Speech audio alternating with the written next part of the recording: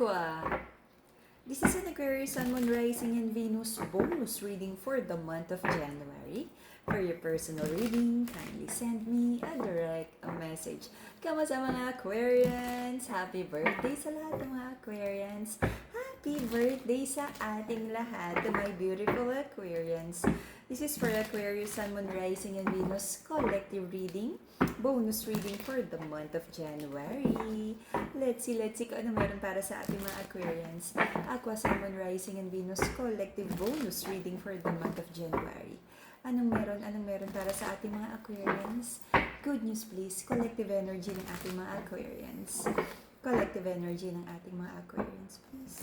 Collective energy ng ating mga Aquarians.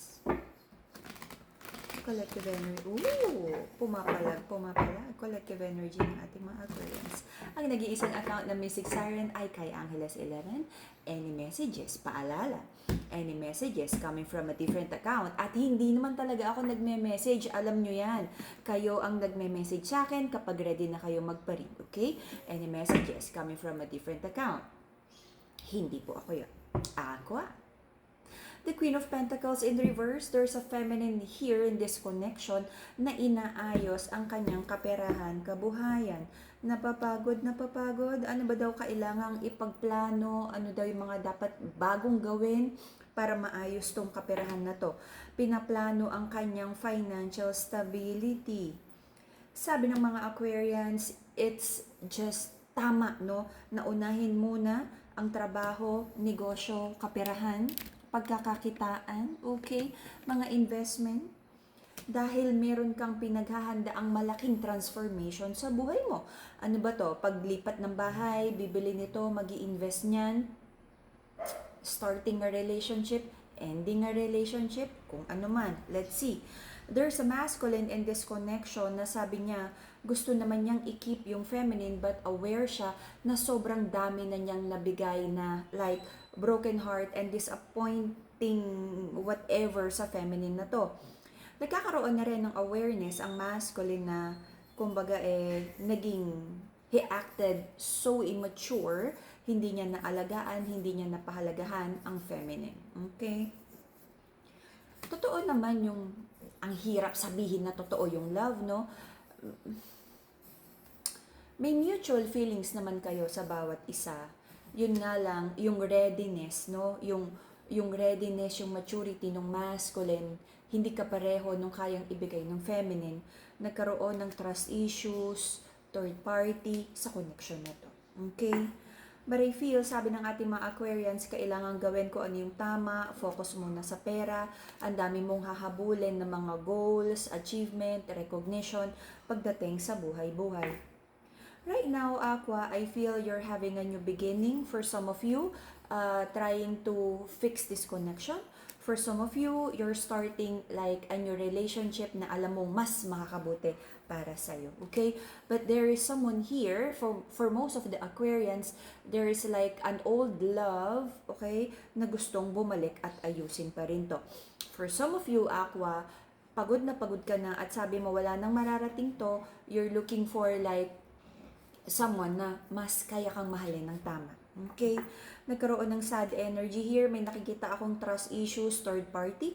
At kung sino man yung naging third party sa connection na to, isang feminine, no, na naging third party, ay nalulungkot siya because alam naman niya sa simula na mali na talaga ang relasyon na to, but pinili pa rin niyang ipaglaban, ipagpatuloy at some point. But I feel curtains down. It's time to wave goodbye. It's either this third party feminine would still continue connecting with the masculine or goodbye na talaga. Okay? Nagkaroon ng instability sa relationship na to because napakaraming betrayal, and the official feminine sa connection na to, she's still trying to heal and rebuilding herself. Sabi niya, unahin na niya ang sarili niya, personal growth, kabuhayan, kaperahan. Okay? Tapos na ang grieving period ng ating official feminine. Okay? At sa third party na feminine na involved dito, your choice kung ano ang gusto mong gawin sa buhay mo. If you're waiting for this masculine to choose you, that's your free will. Okay? Let's see. So in the past, merong mga gustong i-build sa relationship na to, But I feel the Aquarians feel like parang wala namang naayos, walang nabibuild. Do maraming painful situation na pinagdaanan, no? Sa tong chapter ng buhay mo na to. But marami ka namang natutunan. Do meron ka mga gustong i-build para sa sarili mo, naiinip ka na, sabi mo, Lord, sana dumating na yung personal growth, malaking blessing, finances. At sabi mo, sana, no, mas natuto ka ng mas maaga. Di sana mas na-rebuild mo ng mas mabilis yung buhay mo. But, again, I just wanna remind you, iba-iba tayo ng phase ng buhay. Minsan, meron tayong mga taong nasasandalan na kaya kang bigyan ng magandang advice. For some of us, wala tayong nakapitan. For some of us, we can afford therapy or whatever, okay? If you feel na dapat ganito, dapat ganyan, kalma, hingang malalim, okay?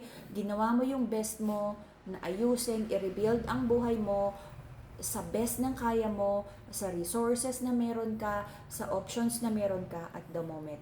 Hindi tayo pare-pareho ng kapalaran, ng options and resources. Okay?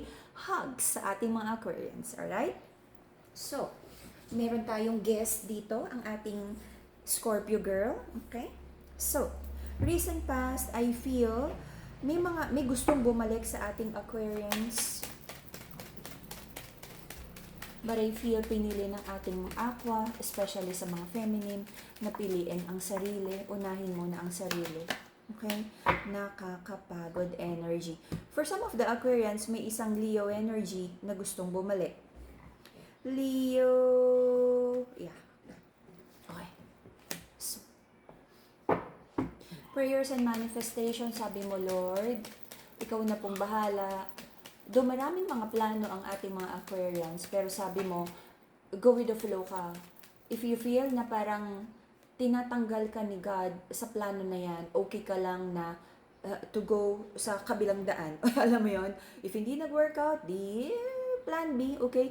Hindi ka na masyadong naka-claw doon sa outcome na gusto mo. Sabi mo, pag hindi nag-workout, okay na. Kapag hindi nagbago yung person yan, i-let go mo na talaga. Yung mga gusto mong i-manifest, baby, bahay, kung ano man, pag hindi nangyari agad doon sa time frame na gusto mo, okay lang. Ibig sabihin, delays and rejections are God's protection. Okay? Okay. For some of you na kumakapit pa sa relasyon na to, pinagpe-pray mo na sana magkaroon na ng solid plan and commitment ang masculine na to sa'yo. But right now, sabi ng ating mga Aquarians, pagod ka nang mag-explain, pagod ka nang magpaliwanag, pagod ka na. Okay ka na kahit you're misunderstood by some people. Pagod ka na rin na ipaglaban yung mga bagay na gusto mo. Basta sabi mo, gagawin mo na lang yung best mo. Pag hindi nag-workout, okay lang. Hala, inuubo na. Giniginaw ang ating Scorpio girl. Okay. Maraming nangyaring hindi tama sa buhay mo. Kung may kasal na involved, it feels like ayaw mo nang ipaglaban tong kasal na to because masyadong naging toxic para sa'yo, na drag down ka. Okay? May kasal, may kasunduan sa pag-ibig na hindi ko naman nakikitang maayos pa or ipaglalaban pa. Pagod na ang ating Aquarians.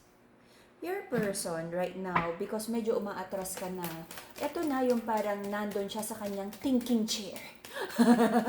Lagyan ng baga ang thinking chair na yan. Okay, this person is sitting sa kanyang misery. Sana ginawa niya to, sana ginawa niya yan, sana minahal niya ng tama ang ating mga Aquarians. Sana hindi siya naging ganon, sana hindi siya naging ganyan. Okay.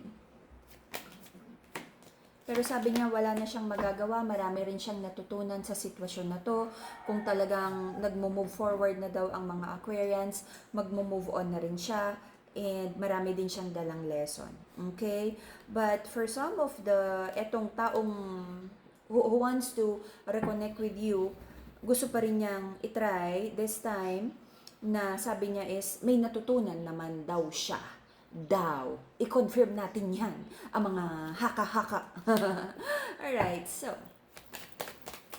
Marami kang doubts kung darating ba yung mga pinagpe-pray mo, yung mga blessing na gusto mo, yung mga...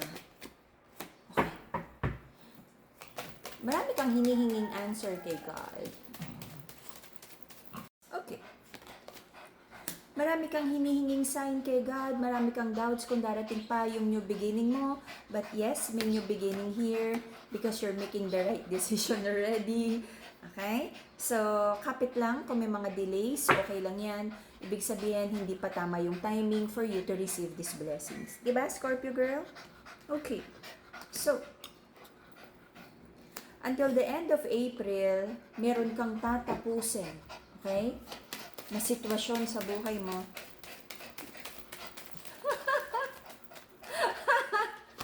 Okay. Teka lang, baba ko lang tong batang to. Napakakulit. Baba ka, bebe ko. Okay. Meron kang tatapusin na sitwasyon sa buhay mo. Sabi mo, kailangan na ng communication na tapos na to para malinaw. Okay? Marami ka ring aayusin about your finances, pangarap, personal growth. Kung gusto mo mag-aaral ka ulit, like workshop, kung ano man. You're manifesting new things sa buhay mo. You're manifesting abundance, financial stability. Nasasad ka minsan na parang bakit ang daming delays, no? Again, God's delays are not rejections but protection na it could be na hindi ka pa ready sa mga pinagpe-pray mo na like baby or relationship or kung ano man. Woo! 10 of Pentacles. Okay. Meron kang iiwanan kung ano man ang like pinagkakakitaan mo right now. It's either lumipat ka ng trabaho or meron kang simulan na isa pa na side hustle or little business. Magdadala sa'yo ng financial stability. Ito, yung bagong chapter na bubuksan mo, idadagdag mo. May tatapusin ka din na love na toxic para sa'yo. Okay? Alam mo to, matagal nang dapat long overdue na to. Matagal nang patay ang pag-ibig at pag-asa. But pinipilit mong like to look at the silver lining, baka naman may pag-asa pa, baka naman maayos pa. Okay? Tong relationship na to, especially kung may involved na kasal, pangako ng pag-ibig, parang hindi na natapos ang third party sa relasyon na to. Alam mo yon, paulit-ulit na lang na nasaktan ka, umasa na maayos.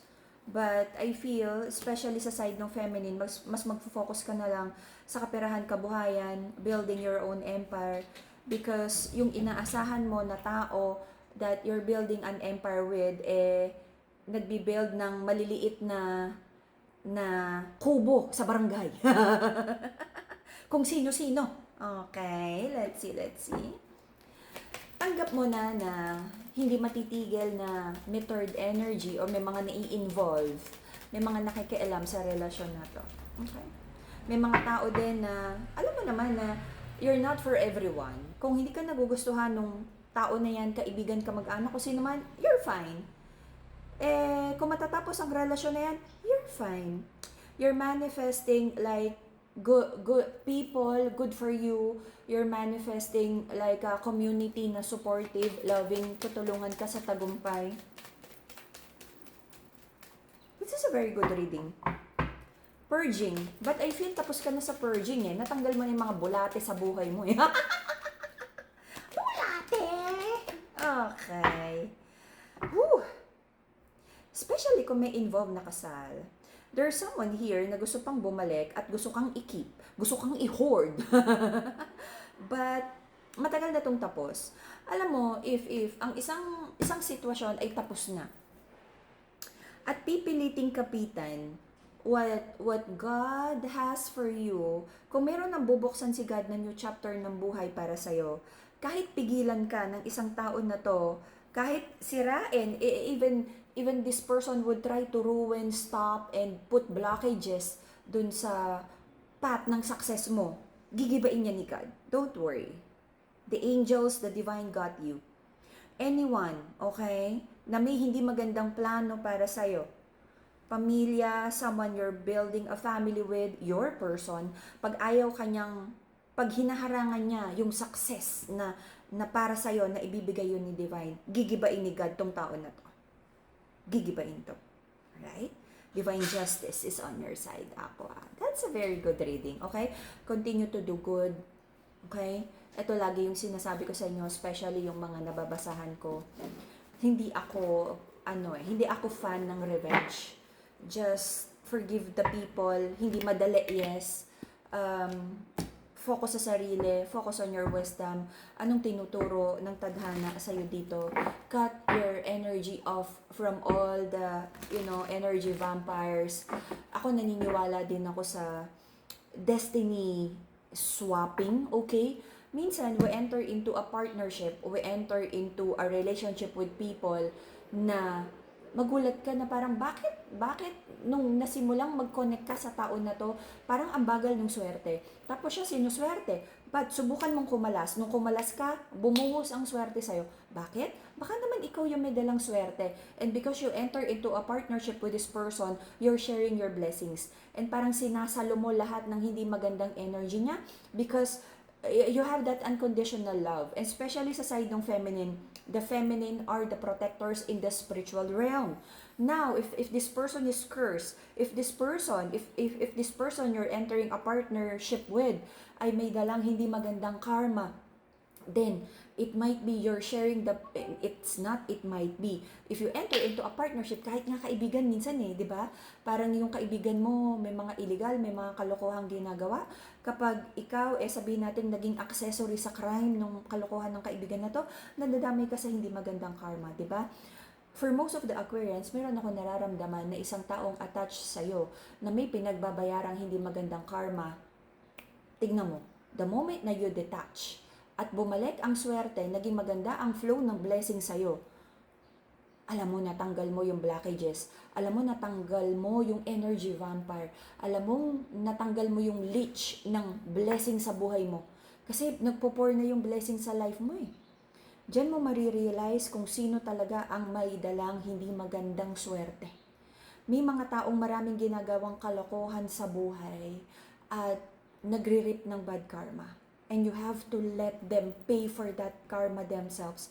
Otherwise, kung lagi mo silang sasaluhin at tutulungan, madadamay ka. Madadamay ka. Because nandun ka sa crossfire. The person is like fighting his own demons. Ngayon, kung nandiyan ka sa tabi niya, baka ikaw yung makagat ng dragon. Let this person pay their own karma. Okay? Stay away, let them learn, let them grow. Because the best gift na mabibigay mo sa mga tao na to who's not doing the right thing, is for them to learn and pay for their karma. And when they learn, everybody happy. Kasi lahat kayo nag-grow spiritually, personal growth, maturity, lahat. Okay? Don't be too accommodating and too helpful. Kasi napipilay. Okay? Napipilay, hindi natututo. Masyadong nabibaby ang mga tao na to. Alrighty? And that would be Aquarian reading, bonus reading for the month of January. That was a very good reading. Claim all the blessings and don't let this manipulative people guilt trip you of like you're leaving them. Hindi. You have to leave toxic people if alam mong paulit-ulit sila na toxic at paulit-ulit silang choosing what's bad. Alam mo yun, na parang hindi ka pwedeng namantsahan na naman sila, laba-laba ka lang. You have to let them do the whatever karma na kailangan nilang pagbayaran para matutunan nila na, ganito pala kabigat yung consequences ng ginagawa ko na sinasalo lang pala ko ng taong nakapaligid sa akin. Let them realize, let them learn, let them grow. Okay? Sa dulo ng buhay natin, pag magre-report na tayo kay God, tatanungin tayo, anong ginawa mo at anong ambag mo sa buhay ng ibang tao. Okay? Pero lahat ng tulong at ambag na yan, may limitasyon. Alrighty? Ang haba na nito. And that would be the Aquarian bonus reading for the month of January. See you again in a few days for your February reading. Happy birthday, Aquarians! Happy birthday! Love, blessing, abundance for you. Claim all the blessings. Bye-bye!